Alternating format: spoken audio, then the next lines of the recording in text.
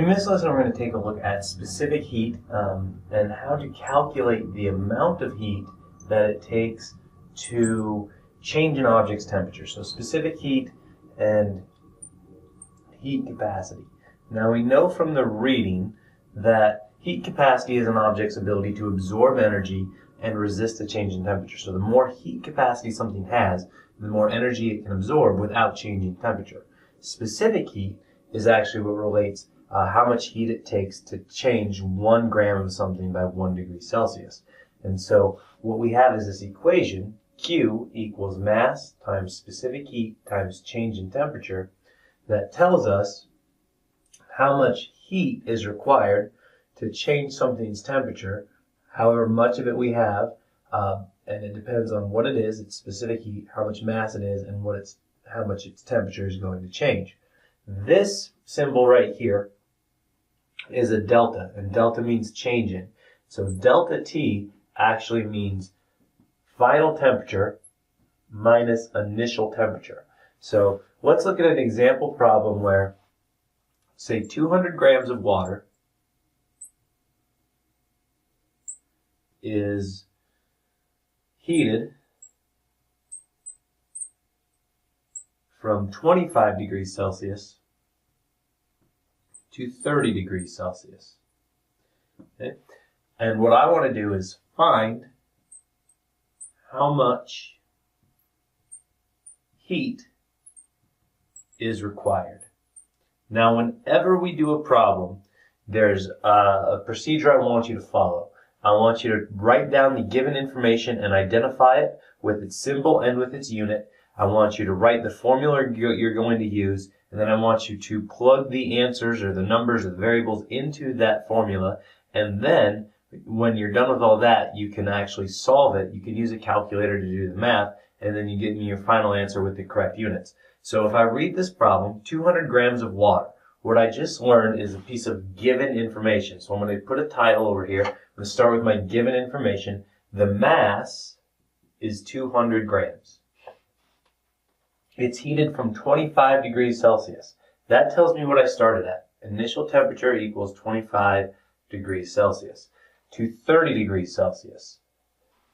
Final temperature, TF, is equal to 30 degrees Celsius. Find how much heat is required.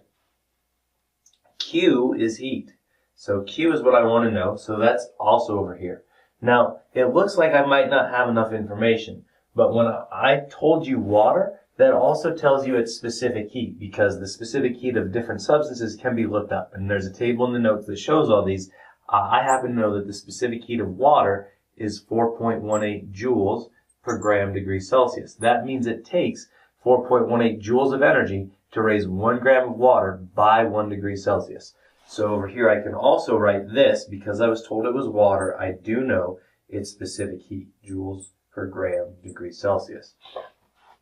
Now that I have my given information, I'm going to look at what formulas I need. I'm asked to find heat, and heat is given by Q equals M times C times delta T, right? So that's one formula. That's one of the tools that I have. But I don't have a delta T yet. I have a final and an initial temperature. So I'm going to write this equation too. Delta T equals TF minus TI. And so now I can sub in my values. 30 degrees minus 25 degrees equals delta T, which equals 5 degrees Celsius.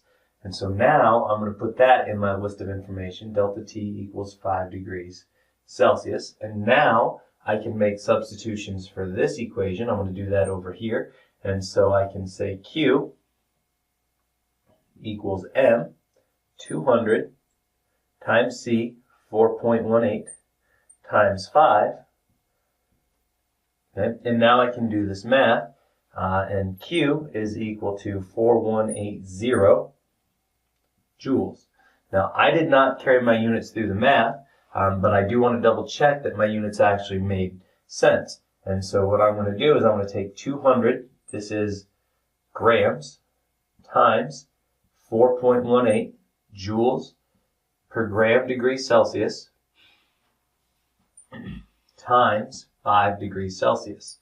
And I can see this gram here is going to cancel that gram here. This degree Celsius will cancel that degree Celsius because those are under that division bar. And that does in fact leave me with joules. So 4,180 joules is my final answer. Okay, so when you do a problem, I expect to see given, I expect to see the formulas you're using, then I expect to see the numbers subbed into those formulas, and then finally getting your answer boxed out.